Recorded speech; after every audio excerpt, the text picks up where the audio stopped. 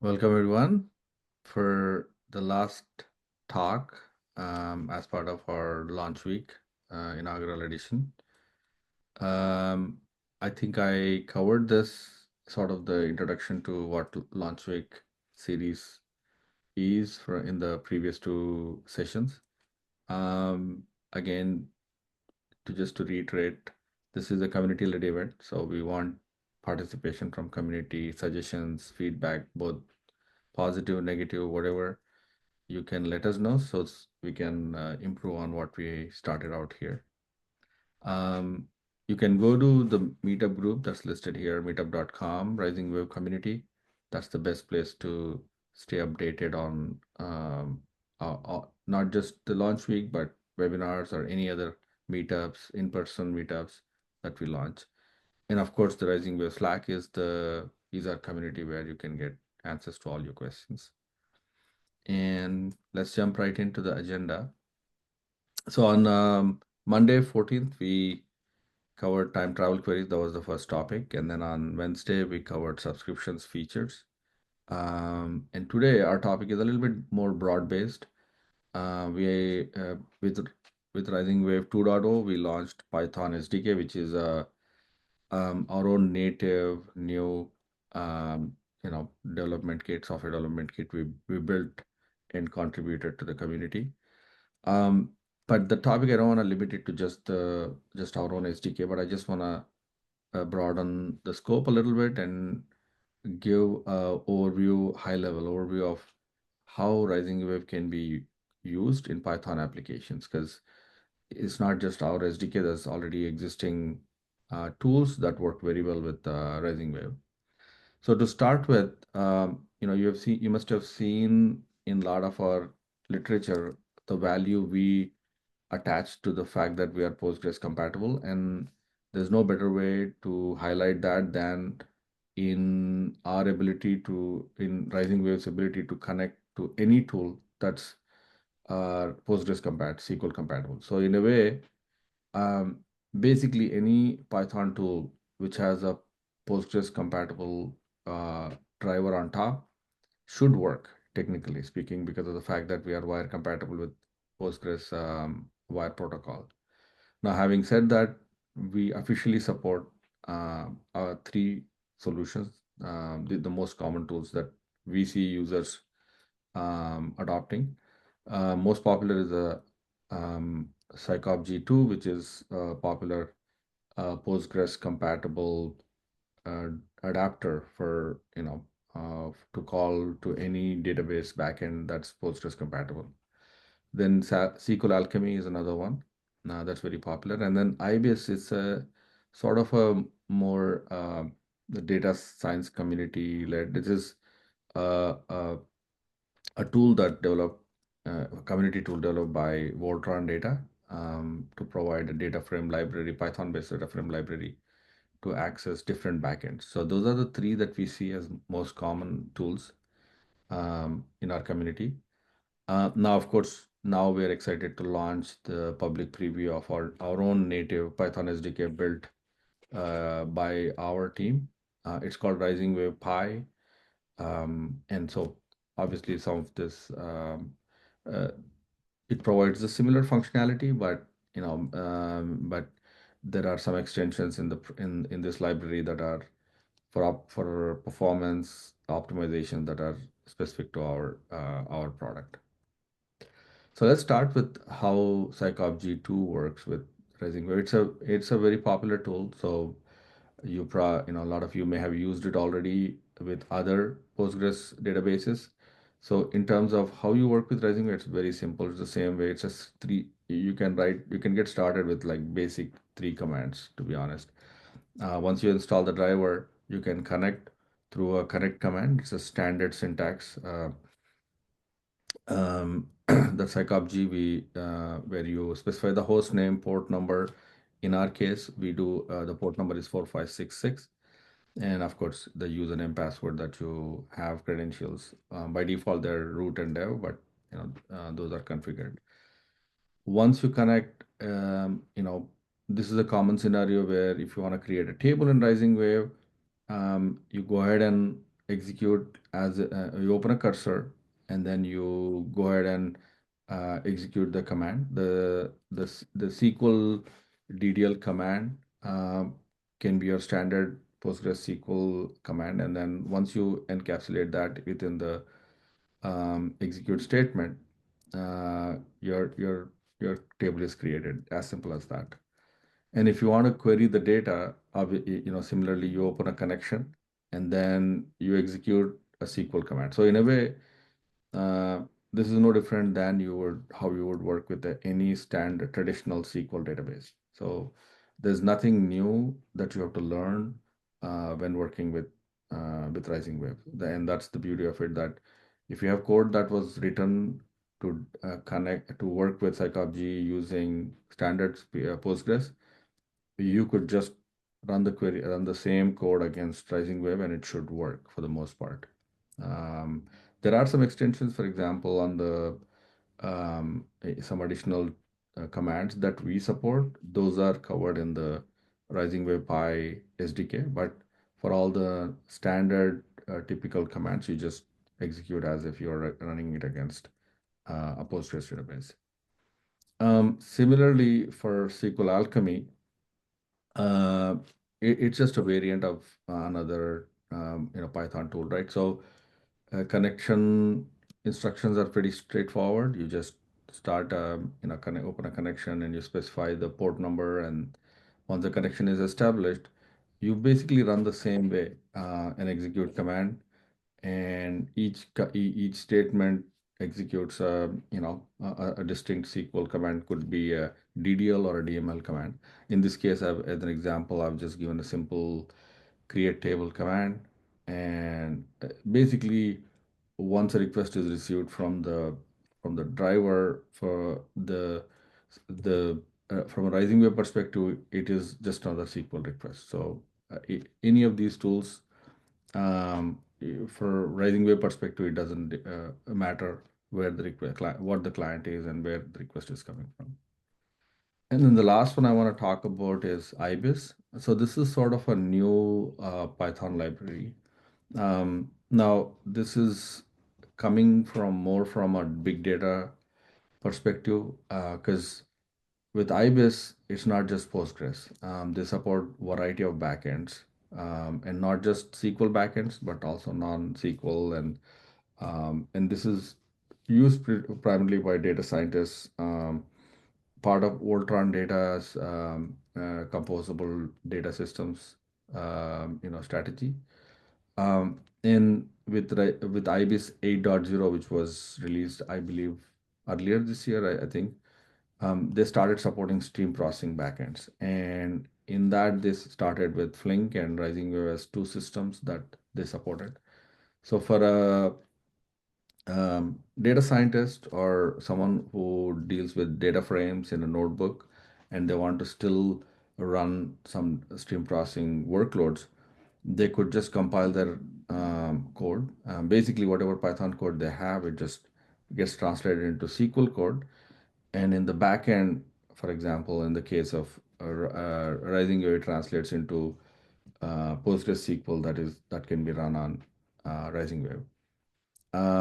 And it's a data frame API. So from a user perspective, the data interaction in terms of running and then retrieving data, it's as if they are dealing with basically as data frame interface, similar to what a Jupyter notebook interface would look like.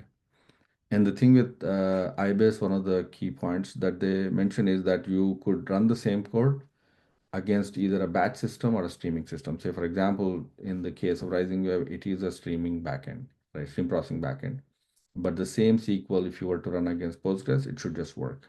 So in a way, it's dual use from that perspective. If you want to learn more about the details of our implementation and the commands, specific commands, you can go to this URL. It's a like I said, an open source project called ibis project, and our detailed documentation is in one of the backends, which is RisingWave. This URL will take you there. Now coming to the RisingWave Pi, which is our own homegrown solution, which is a purpose-built Python driver to interact with RisingWave. So this is obviously catering to not just the Postgres community, but also the RisingWave community, their requirements. And installation wise, very simple. You have a pip install command. You can install directly the SDK, simply running a single command. And once you connect to the RisingWave instance, which is again, we have the same standard port to which you connect, and we've implemented the connection command using standard interfaces. And here's an example of a quick way to do insert and query data. And the reason why I'm flashing these two is because of the overall product design, right? We are trying to keep the data frame interface as front and center of how RisingWave Pi works. So in this case, we basically have created a test product table, and we're trying to insert the data and through a, sorry, I'm getting a Slack message. Okay, apologies on that. So basically, once you create a data frame and include based on the schema of what the table looks like, in this case, we have two columns, product and price, and you're inserting basically two rows. And then the fetch command, it's similar to how you would open a cursor and read one record at a time. That's the same interface RisingWave PI is built on. I mentioned about some extensions, right? The psycop G2 and other tools provide standard PG command support. In the case of RisingWave Pi, we do support something called subscribe, which is uh, a command, a feature that I talked about in the last session, which is very pertinent to stream processing because it's sort of a pull mechanism to get updates after stream processing from either a table or an MV. To support that, we have a separate API called subscribe from that allows you to read from a particular table. In this case, we are subscribing to changes from the same table called test product. And it's a very simple, again, way, call the function on subscribe from, and then once you read it into a data frame, you can you can iterate over and as the records flow in. So that's the high-level overview of RisingWave Pi. Now we can go to the demo part. I'll play the demo like I did last time, and let's get started and we can take questions later. We have just launched a new Python software development kit that allows users to connect to a RisingWave database from any Python application. This is similar to what G2 offers, but RisingWave Pi is our native Python connector, which ensures optimal performance. In this demo, we'll run everything in a Python notebook to see the code output as the program runs. First, let's install the RisingWave Pi library and import RisingWave and Panda libraries. Next, run a RisingWave instance. Here we're running RisingWave locally using Docker. So you can connect to your RisingWave database using RisingWave connection options from RisingWave library. Specify the database credentials provided by default. Now we can interact with this RisingWave database from our Python notebook file. There's already a test table in our database, so let's query from it from the notebook. We can use the fetch command and specify what the query output would look from the notebook. Here we can see that the output is the exact matches exactly between RisingWave output as well as the notebook output. We can also create materialized views from our notebook by using MV function. The statement that creates MV and name of the MV must both be specified. This materialized view will contain all the data from our test table, where the value in column C1 is 1. If you want to run other commands in RisingWave, such as creating a table or sync, you can use the execute command and specify the SQL command as a string input. For example, we can create a table called T1 in the notebook, and we can check that our RisingWave instance running in Docker also has this table. We can also insert data into the existing tables, and using the insert command, we can also define the data to insert in the form of pandas data frame first. Here we insert data to our test table. Now, when we rerun the select query, we can see that the table now includes that row of the data also. The RisingWave Py library also has a function to create subscriptions and subscription cursors. This requires you to first define a handler function that acts as the cursor and outputs the incremental changes. Here we define a simple function that continuously prints each subscription update. Then the onChange function is used to create a subscription on our test table. In our RisingWave terminal, we can add some new rows of data to the test table and see those changes be outputted in our notebook. We can also update existing values, also see those updates printed instantly in our notebook as an update delete and an update insert operation. The updates made to the table are instantly printed in the notebook. As you can see, the updates are flowing as the commands are being run in RisingWave command line. This finishes the demo of our powerful Python SDK. If you have any questions, please consult our documentation or reach out to us via community support. Thanks.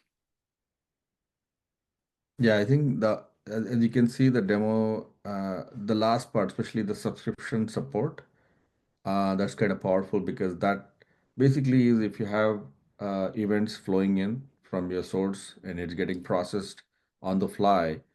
And if you have a subscription on the notebook side, you can see exactly what changes are happening to your data sets. Like, for example, if it's an update, is it an update, delete, update, insert? So this is very powerful because this is basically what a non-notebook functionality was also would be able to use. But in this case, say if you're trying to build a model that needs to know exactly what changes are happening to your upstream data, this command would be very, very powerful. Let me,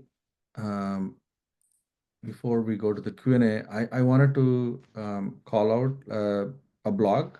I know because this topic is very generic because you basically wanna, as a data scientist or someone who deals with pandas and data frames, how would end-to-end someone could ingest the data, transform the data, and then visualize it, right? We have a blog from our DevRel team. This was published some time back. It kind of gives you a nice walkthrough of how you can use RisingWave in such a scenario where you have a live stream of data and you're a data scientist and using a Jupyter notebook to do the whole workflow, right? So I encourage people to review this blog and if you still have any questions, obviously, reach out to us on our documentation page.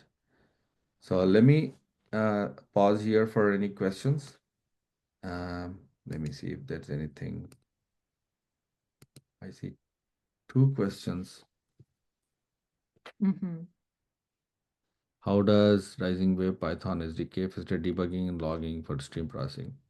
So in terms of debugging, I think the best way to address this question is through the fact that you have instant feedback. Like, for example, if you go with Flink and other systems, you would have to log it to a file and then it's not instantaneous. So in a way, the iterative nature of ability to see your output, that's the best way you can do that.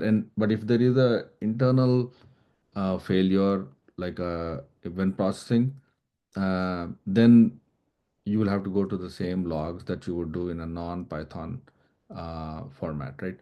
But for Python SDK itself, from a debugging perspective, it's usually the output that you see in Notebook. That's the most obvious one.